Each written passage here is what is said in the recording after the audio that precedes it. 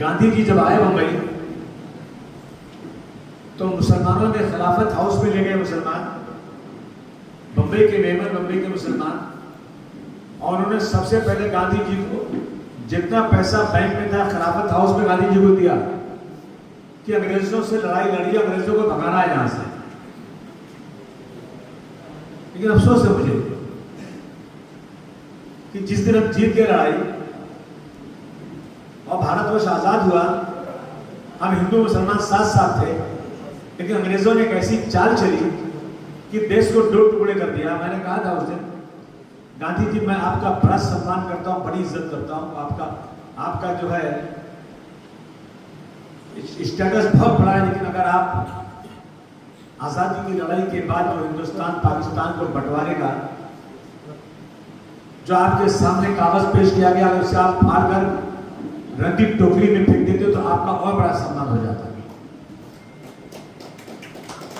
सबसे बड़ा दुख है ये,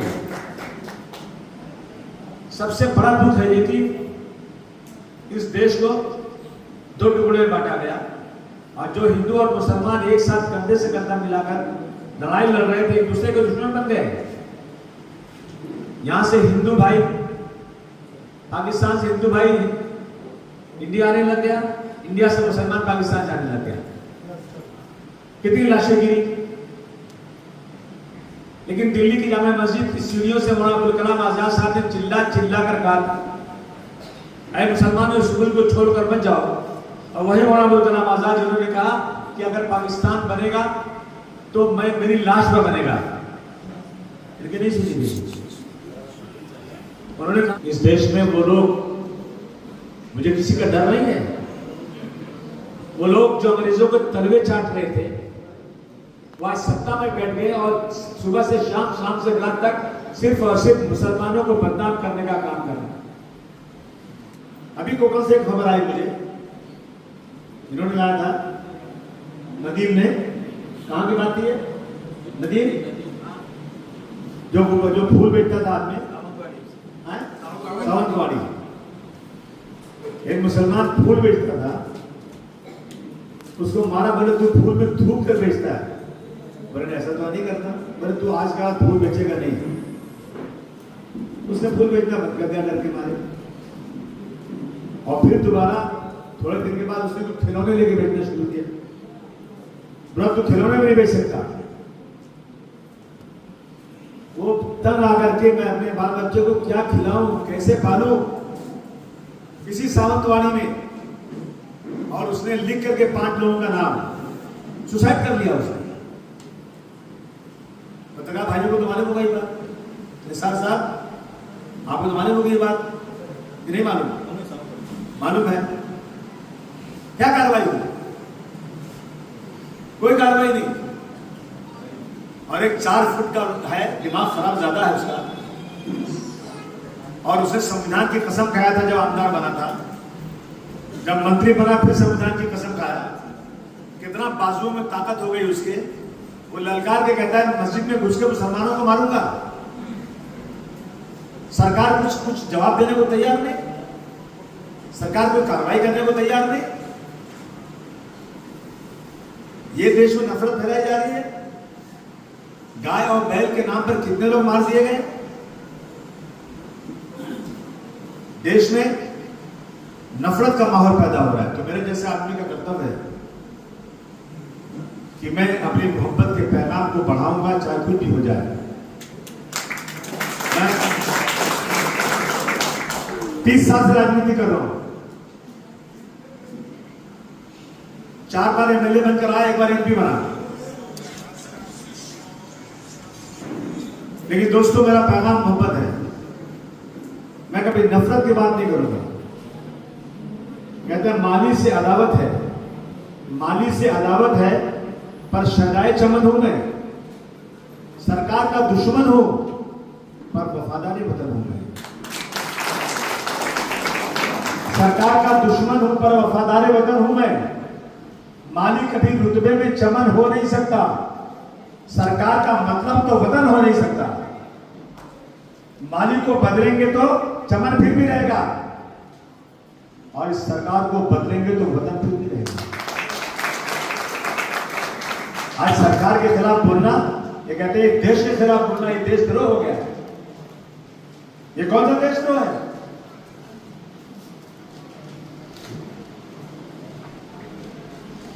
क्या हो रहा है देश के अंदर? रोजाना अगर खबर पढ़ो तो नफरत के अलावा कुछ नहीं है। आपको सुनकर बहुत अफसोस होगा कि मुंबई में ट्रेन ब्लास्ट हुआ था, सीरियल ब्लास्ट, 187 लोग मारे गए थे। 187 लोगों को ट्रेन में आरडीएक्स न जाने क्या क्या रखे उनको मार दिया गया। चिल्लाते रहे हम लोग कि जल्दी से पकड़ो उन आतंकवादियों को और पूरे मैदान में फांसी दो। कई महीने तक पकड़ा नहीं इन लोगों ने, बहुत चिल्ले, हमने कितने आंदोलन किए। तो एक दिन मिस्टर राव जो थे यहाँ पे डीआईजी और एटीएस के चीफ ने कहा कि अरे हम कामयाब हो गए, हम कामयाब हो गए, हमको सब मिल गए। अरे भाइयों, चिपळूण के दोस्तों, मेरे भाइयों, इन लोगों ने ऐसे लोगों को पकड़ा जिन बेचारों को दूर दूर तक मालूम नहीं है ब्लास्ट क्या होता है। 187 लोगों को मारने में 8 लोग पकड़े, 12 लोग पकड़े गए। मगर मैं चैलेंज के साथ कहता हूं, सरकार के सामने कहता हूं, कि 12 लोगों में किसी को पता ही नहीं कहां क्या हुआ। निचली अदालत ने फांसी की सजा दिया, एक आदमी को छोड़ा, 11 को फांसी की सजा, और इन सबको फांसी के बैरिक में डाल दिया, काली कोठरी में। 19 साल के बाद हाई कोर्ट ने कहा कि इनकी कोई गलती, ये जबरदस्ती पुलिस ने इनको गिरफ्तार करके डाला और इनको रिहा करो।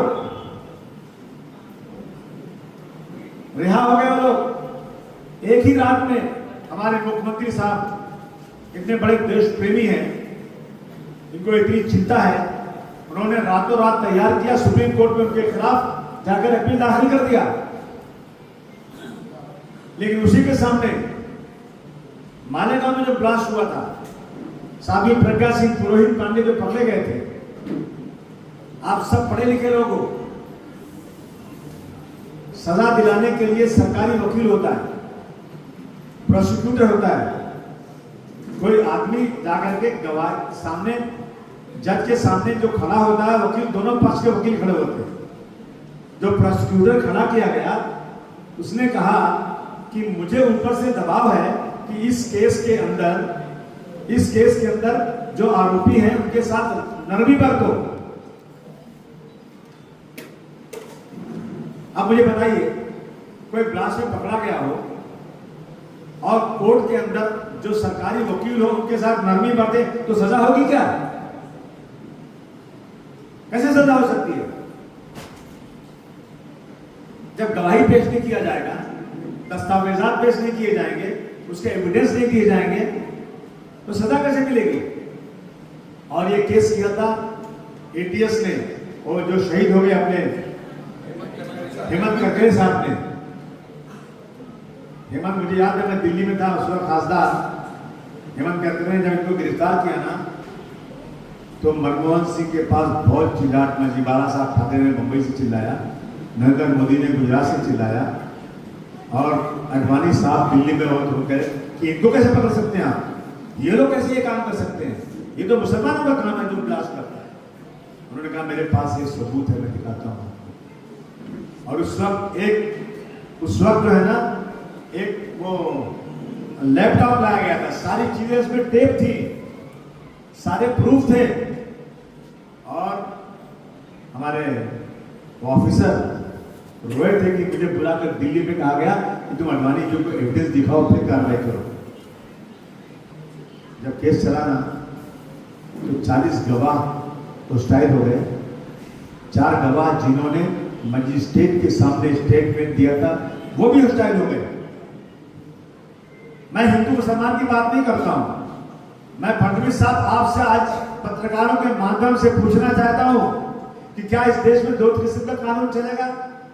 आपने 19 साल के बाद छूटे हुए लोगों को, जो बेगुनाह छूटे, आपने उसकी अपील सुप्रीम कोर्ट में दाखिल कर दिया, और बम ब्लास्ट में पकड़े हुए ये लोग मालेगांव के केस में, ये छूट गए तो आपने आज तक अपनी हाजिर नहीं किया। वो स्टाइल हो गए जो गवाहों पे केसेस नहीं फाइल किए, मजिस्ट्रेट का आपने स्टेटमेंट नहीं दिलाया। ये इस देश के हालात हैं। आज मैं आपके सामने आज इस देश के हालात बयान करना चाहता हूं। मुसलमान होना जुर्म हो गया है। हमारी मस्जिदों की अजान बंद कर दी गई, लाउड स्पीकर उतार दिया गया। मैं जिस एरिया में रहता हूं, अभी कोई बेचारा बच्चा था यहाँ पे, ये तुम लोटस, सभी का खून शामिल है यहाँ की मिट्टी में। किसी के बाप का हिंदुस्तान थोड़ी है। ये हालात देश के हैं।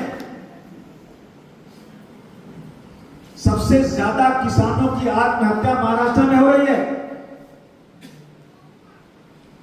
सबसे ज्यादा किसान। शर्म आना चाहिए। चुल्लू पर पानी में सरकारों को डूब जाना चाहिए। अन्नदाता, शहरों में बड़ी बड़ी बिल्डिंगों में रहने वाले लोगों, अगर ये किसान गल्ला नहीं पैदा करेगा ना तो तुम मर जाओगे, तुमको दाना नसीब नहीं होगा। किसान को गर्मी में, धूप में, बरसात में किस तरह से काम करता है सोचो जरा। किसान का 10,000 बाकी, 15,000 बाकी है तो उसका गल्ला घर से ले लिया जाता है, उस पर केसेस फाइल कर दिए जाते हैं, बैंक के फ्रॉड में पकड़ा जाता है, और एक तरफ हजारों करोड़ रुपया जो है ना बड़े बड़े बैंक, बड़े बड़े जो बिजनेसमैन को माफ कर दिया जाता है। ये हालात देश के हैं यार। कई लाख लोग भारतवर्ष की नेशनलिटी छोड़कर दूसरे मुल्क चले गए। हमारा देश बहुत तरक्की कर रहा है। मोदी जी कह रहे थे 35 करोड़ लोग जो गरीबी रेखा से ऊपर आ गए। पत्रकार भाइयों, आप मुझे बता दो, अगर 35 करोड़ लोग गरीबी रेखा से ऊपर आ गए तो 85 करोड़ लोगों को राशन क्यों दिया जा रहा है? 85 करोड़ लोगों को 5 किलो राशन दिया जा रहा है। हम तो नहीं दिया था अभी तक। और गरीबी और अमीरी के बीच में इतनी गहरी खाई है कि कुछ लोग बेचारे 5 स्टार और बड़े होटलों के बाहर खड़े रहते हैं कि कोई जूठा फेंक दे तो मैं खाकर अपना पेट भर लूं। और कुछ लोग हर बर्थडे पार्टी में अपनी बीवी को हेलीकॉप्टर और हवाई जहाज गिफ्ट कर देते हैं। बांग्लादेशी ढूंढे जा रहे निकालने के लिए। आते कैसे बांग्लादेश? लाता कौन है? कांग्रेस लाती है क्या? समाजवादी पार्टी लाती है क्या? सरकार किसकी है? जिम्मेदारी किसकी है? बॉर्डर पे कैसे आते हैं लोग? जिम्मेदारी लीजिए आप। जब आप अच्छे की जिम्मेदारी लेंगे तो खराब की जिम्मेदारी भी लीजिए। और ढूंढ ढूंढ कर बांग्लादेशियों को पकड़ा जा रहा है, लेकिन बांग्लादेश की शेख हसीना को नहीं रखा गया। वाह भाई वाह वाह। बांग्लादेशी की सजा जो फांसी की सजा हो गई है। अपना चेहरा न देखा गया आपसे, बेवजह कितना तोड़ कर रख दिया। इस देश में ये नहीं चलेगा। और एक तरफ मुस्लिम लड़कियों को शादी करके लाओ तो 5 लाख देंगे, 2 लाख देंगे, और किसी मुसलमान लड़के ने हिंदू से शादी कर लिया तो जाओ बेटा तेरी जिंदगी रही कहां से। उसको जा करके ये अब जो आपके मंत्री का नाम तो मैं नहीं करना चाहता, जो छोटा वाला है टिंगलू, उसको ये धंधा दिया गया, इसको पोर्टफोलियो यही है। क्यों पता लगा कहां क्या हो रहा है? कहीं पता चल गया कि किसी मुसलमान लड़के ने हिंदू से शादी किया है ना, तो जाकर हिंदू लड़कियों के परिवार को धमका करके तू बोल ये मुस्लिम लड़का ने शादी किया ना, हिंदू बोला था मुझे पहले, इसने मुस्लिम नहीं बोला था, हिंदू बोल के शादी किया। वो लड़की जो अपनी मर्जी से शादी करती है ना, वो जाकर डर के मारे कंप्लेन करती है और उस लड़की को जेल हो जाती है। एक तरफ आजादी, एक तरफ ये। बहुत मुश्किल हो गया इस मुल्क में भाईचारगी को बचाना।